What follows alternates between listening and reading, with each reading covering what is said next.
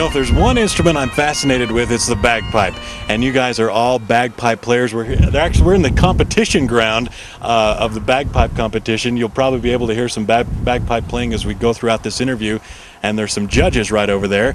Now, you just finished, so what kind of goes into a bagpipe competition? Well, a lot of practice.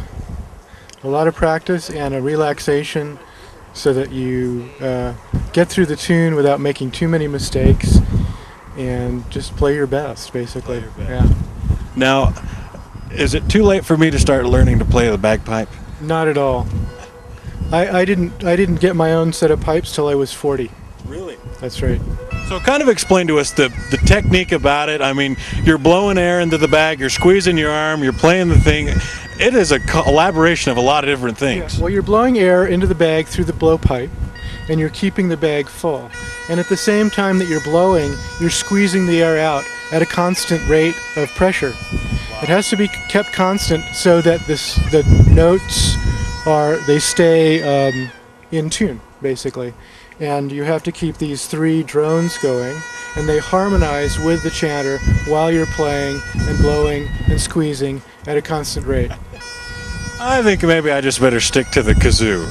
Well, I think basically it's a lot easier to get started when you're younger, but if you want to take up this instrument, you can be 40, 50, 60. Don't wait though. If you're that old, you just have to work a lot harder. And I imagine you got to kind of get your breathing done, develop the lungs a little bit to be able to push that air out. I know pipers that are smokers. I don't recommend it, but there's a lot of stamina involved, and it's not just your lungs. There's a physical stamina that is required, and you develop it and you keep it up with daily practice. Very cool. Now, give us a quick history of the bagpipe. Where did it come from? How did it become synonymous with Scottish culture, that kind of stuff? Well, the bagpipes are believed to have originated in the Middle East, and they have disseminated to a number of countries, and this is just one of the Scottish versions of it. This is the Great Highland Scottish bagpipe. It's similar to the Irish war pipe. There are also small pipes in Scotland. There's a small version of this that has a lot of the characteristics, the conical bore, the double reed. This is a double reed instrument. It's related somewhat to the oboe in that respect. Sure.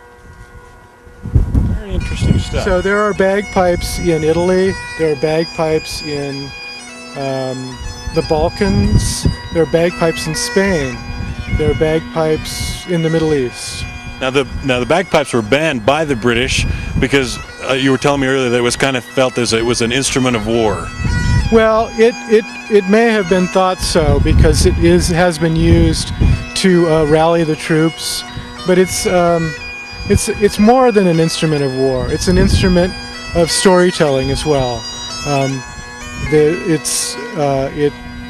There are tunes that are written to commemorate battles. There are tunes that are written to commemorate leaders, and the British kind of did what they could to disempower the Scottish, and taking away the pipes was just one of the things, and it didn't last very long.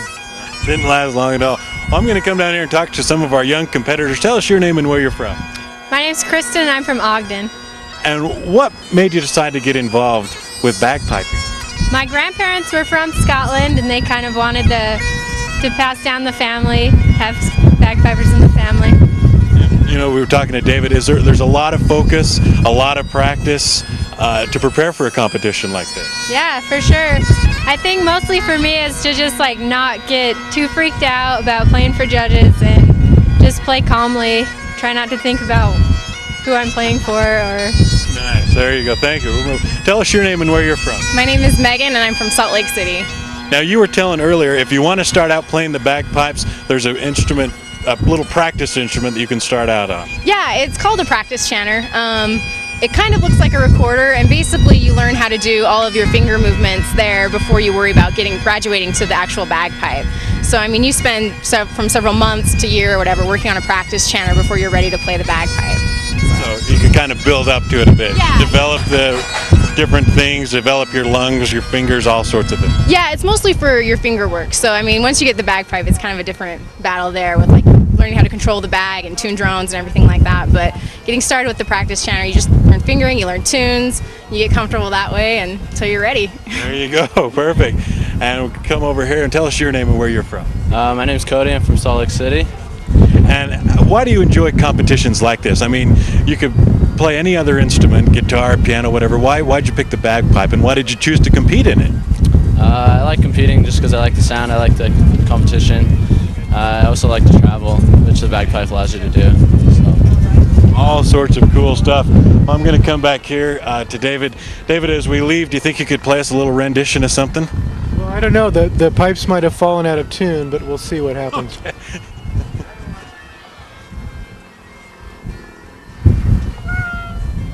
Amazing stuff.